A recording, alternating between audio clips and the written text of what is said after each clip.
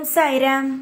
என் அன்பு செல்லமே, அழகான தங்கமே, முயற்சிகளை செய்கிறாய். ஆனால் ஒரு முயற்சி கூட உன்னுடைய வாழ்க்கையில் வெற்றியாகவே இல்லை. எல்லாமே தோல்வியாக இருக்கிறது. உறவுகளில் தோல்வி, செய்யும் விஷயத்தில் தோல்வி என்று உன்னை மனதை சங்கடப்படுத்துகிறதா? நீ எப்பொழுதும் ஒன்று சொல்வாயே, என்னை இவ்வளவு சோதிப்பதும் சாய்தான் என்று. சாய்தான் உன்னை சோதிக்கிறேனாமா? சாய் உன்னை காப்பாற்றவில்லையா? சரியாக யோசித்துப்பார். எவ்வளவு தூரத்திற்கு உன்னை காப்பாற்றுகிறேன் என்று என்னுடைய இடத்திலிருந்து நீ பார்த்தால் மட்டும்தான் உனக்கு புரியும். ஏனென்றால் என்னுடைய இடத்திலிருந்து பாருங்கள், எத்தனை வேதனை, எத்தனை மன உளைச்சல்கள் என்று. உங்களுக்கு பாதிதான் தெரியும் உங்களுடைய வாழ்க்கையில் என்ன நடக்கிறது, ஏது நடக்கிறது என்று. ஆனால் உன்னுடைய வாழ்க்கையில் எத்தனை விதமான விஷயங்களை பாதியில், அதாவது தவறாக நடக்கிற விஷயத்தை உனக்கு தெரியாமலேயே தடுத்திருக்கிறேன் தெரியுமா? உன்னுடைய வாழ்க்கையில் அனைத்திலும் என்னால் முடிந்த வரைக்கும் நான் உனக்கு உதவி செய்ய வேண்டும். உன்னை மிகப்பெரிய ஒரு இடத்திற்கு நல்லபடியாக கொண்டு வர வேண்டும் என்று நினைக்கிறேன். ஆனால் இந்த சாயை நீ புரிந்து கொள்ளாமல், சாய் ஒன்றுமே செய்யவில்லை, சாய் என்னை ஒரு மனுஷியாக கூட பார்க்கவில்லை, நான் அழுகிறேன் என்று தெரிந்தும் என்னுடைய கண்ணீரை துடைத்து வைக்க ஒரு அப்பாவாக எனக்கு வரவில்லை, கை கொடுக்கவில்லை என்று நினைத்து நினைத்து அழுகிறாய். இந்த அழுகையை பார்க்கும் பொழுது எனக்கு வேதனையாகத்தான் உள்ளது. நான் ஏற்கனவே சொன்ன மாதிரி உன்னுடைய வாழ்க்கையில் உனக்கு பின் எவ்வளவு நடக்கிறது, எவ்வளவு நான் தடுக்கிறேன் என்பது தெரியாது. எப்பொழுது உன்னுடைய வாழ்க்கையில் நீ ஏற்கனவே செய்த தவறுகளுக்கு தண்டனைகளை அனுபவிக்கப் போகிறாய். உனக்கு இப்பொழுதுதான் சரியான நேரம் என்பதற்காகத்தான் கர்மவினை என்ற ஒன்றை நான் இப்பொழுது கொடுத்தேன்.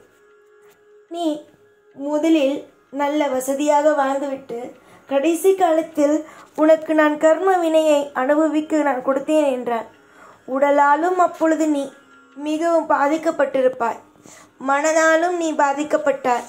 உன்னால் தனியாக எதுவும் செய்ய முடியாது. ஆனால் இப்பொழுது உன்னுடைய உடல் நன்றாக இருக்கிறது. உனக்கு யோசிப்பதற்கான திறமைகளும் இப்பொழுது இருக்கிறது. இந்த நேரத்தில் நான் உனக்கு கொடுப்பதினால்தான் உன்னால் ஓரளவுக்காவது உன்னுடைய வாழ்க்கையை தாங்க முடிகிறது. நான் எதுவும் எப்பொழுதும் யோசிக்காமலோ இல்லை எப்பொழுதும் உன்னை கஷ்டப்படுத்த வேண்டும் என்பதற்காகவோ செய்வது அல்ல. உன்னை யோசித்து பொறுமையாக உனக்கு எப்பப்போ என்னென்ன விஷயத்தை கொடுக்கலாம் என்று சிந்தித்துதான் நான் ஒவ்வொரு விஷயத்தையும் செய்கிறேனே தவிர, சிந்திக்காமல் ஒரு காரியத்தை கூட நான் உன்னுடைய வாழ்க்கையில் செய்வது அல்ல. புரிந்து தெரிந்து என்னென்ன விஷயங்கள் நடக்கிறது என்பதை புரிந்து நடந்து கொள். அலட்சியங்கள் என்பது வாழ்க்கையில் தேவையே இல்லாத ஒன்று. நீ அலட்சியமாக ஒவ்வொரு விஷயத்தையும் செய்யும் பொழுதுதான் வாழ்வில் பலவிதமான துன்பங்கள் வருகிறது. உன் வாழ்வில் துன்பங்கள் இல்லாமல் செழிப்புகளோடு இருக்க வேண்டும் என்று நீ நினைக்கும் பொழுது ஒரே ஒரு விஷயத்தை மட்டும் நீ யோசிக்காமல் செய்.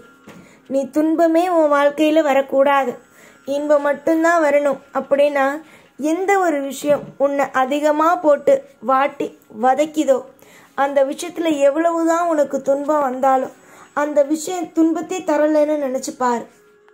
புரிஞ்சுதா? அந்த விஷயம் உனக்கு துன்பமே தரல அப்படின்னு நினச்சிப்பார். நீ என்ன நினைக்கிற, ஏது நினைக்கிற, என்ன விஷயத்தை நினைக்கிற, எல்லாம் எனக்கு தெரிஞ்சு உனக்காக தான் ஒவ்வொன்றையும் செய்கிறேன்.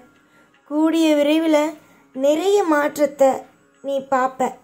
கூடிய விரைவில் நீ எதிர்பார்க்குற அத்தனை விதமான சுப காரியமோ சுப விஷயமோ நடக்கும்.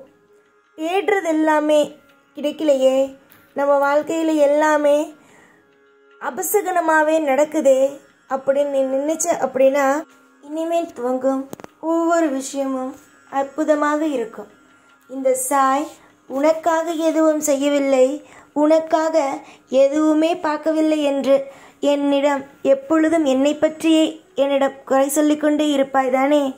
இனிமேல் வாழ்வில் நீ காணும் அனைத்து விஷயமும் உனக்கு நிச்சயமாகவே அற்புதமாக கிடைக்கும். அதில் எந்த மாற்றமோ எந்த ஒரு குழப்பமோ எப்பொழுதுமே இருக்காது. இதுவரைக்கும் நீ அனுபவித்தது எல்லாம் ஒரு பாடங்கள் மட்டுமே. இனிமேல் நீ பார்க்க போவதுதான் உன்னுடைய உண்மையான வாழ்க்கையை. கூடிய சீக்கிரத்தில் நீ என்னிடம் வந்து சொல்வாய், சாய், நீ சொன்னது அத்தனையும் உண்மை. எனக்காக நீ எல்லா விஷயத்திலேயும் உதவி செய்து விட்டாய். நான் நலமுடனும் நல்ல வளமுடனும் இருக்கிறேன் என்று என்னிடம் வந்து சொல்வார். அந்த நாளுக்காக இந்த சாய் காத்து கொண்டு இருக்கிறேன். படாத பாடுபடுத்தி உன்னை மற்றவர்கள், அதாவது உன் வீட்டில் இருப்பவர்களாக இருக்கலாம், இல்லை வெளியில் இருப்பவர்களாக இருக்கலாம், உன்னுடைய சூழ்நிலைகள் எதையுமே புரிந்து கொள்ளாமல் எப்பொழுதும் எல்லா நேரத்திலேயும் உன்னை கஷ்டப்படுத்திவிட்டே இருந்து கொண்டு இருக்கிறார்கள். இவர்களுக்கு எல்லோருக்கும் மத்தியிலும் நீ வாழத்தான் போகிறாய். நீ சீரும் சிறப்புமோடு இருக்கத்தான் போகிறாய். எதிர்காலத்தை பற்றிய கவலையோ குழப்பமோ எதுவும் எப்பொழுதும் உனக்கு தேவையே அல்ல. நீ உன்னுடைய வாழ்க்கையில் திருப்தியோடு இருந்தாலே போதும். நான் செய்வேன் அப்படின்னு நம்பிக்கையோடும் திருப்தியோடும் இருந்தாலே போதும். வாழ்க்கை சிறப்பானதாக இருக்கும். இப்போ கொஞ்சம் மாதங்களாகவே அதிகமான மன உளைச்சலில் இருக்க. இந்த மாதிரியான மன உளைச்சல்கள் அத்தனையும் உன் வாழ்க்கையிலிருந்து கூடிய சீக்கிரத்தில் எடுக்கப்படும். உன் வாழ்க்கையில் கூடிய சீக்கிரத்தில் எல்லா விதத்திலையும் உனக்கு நேரடியாகவே வந்து உதவியும் செய்து தரப்படும். உன்னுடைய ஆசை, உன்னுடைய கோரிக்கை எல்லாமே எனக்கு தெரியும். அதனால் எனக்கு எதுவுமே தெரியாது, எனக்கு எதுவுமே நடக்கிறது ஒன்றுமே புரியாதுன்னு நினச்சிக்கிட்டு நீ என் மேலே கோபமாக இருக்காதம்மா. இந்த சாய் உன்னை ஒவ்வொரு இடத்திலும் காவலாக நின்று காத்து கொண்டு இருக்கிறேன்.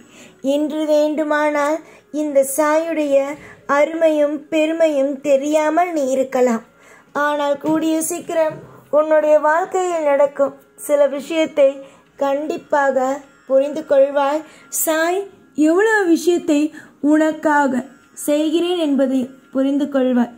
எப்பொழுதும் எல்லா நாளும் உன் கூடவே இருந்து வாழ வைப்பேன் இந்த சாய்நாள். ஓம் சாய்ராம்.